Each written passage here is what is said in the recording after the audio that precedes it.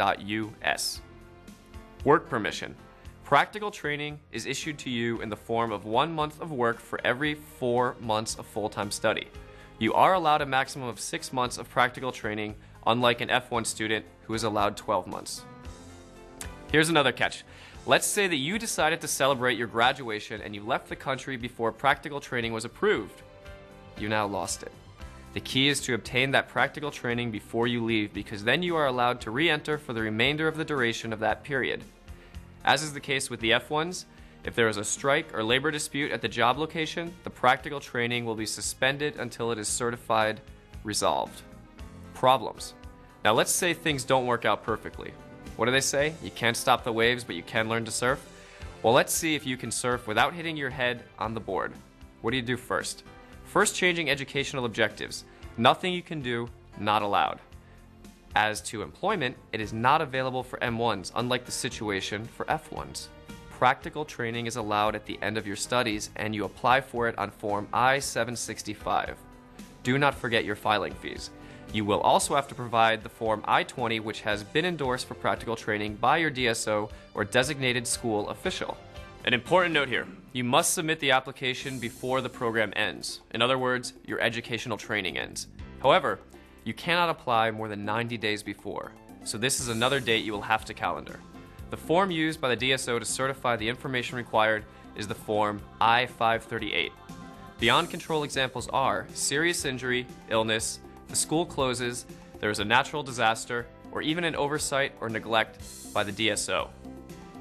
Family members. Your children can attend school only if they are going to kindergarten through the 12th grade.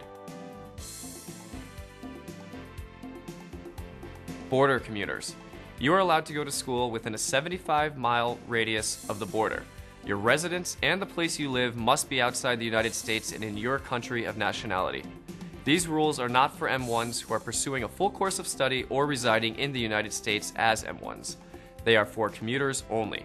The benefit, as you see, is that you save on the cost of housing in the United States if you are living at home, for example, and also you do not have to pursue a full-time course of study as would an M1 living in the United States. You must be enrolled in a full course of study, even if it is on a part-time basis, and there must be an end goal from a vocational or educational point of view.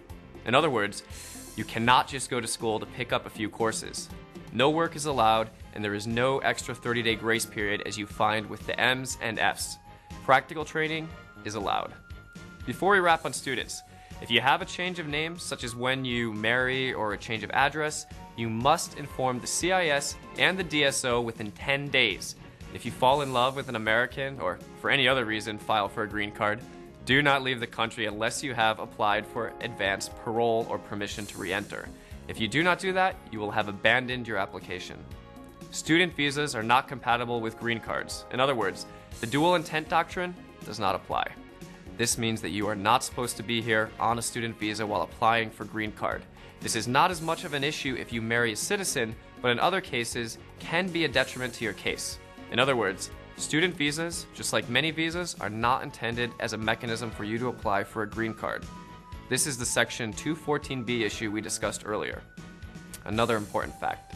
We discussed optional practical training with the F and M visas. If you apply for OPT and leave the country, yes, you can re-enter. If you have an OPT approval but did not start your job, you just lost your OPT and cannot re-enter. You have a 60-day grace period to wrap things up in the US after completing your OPT with an F1.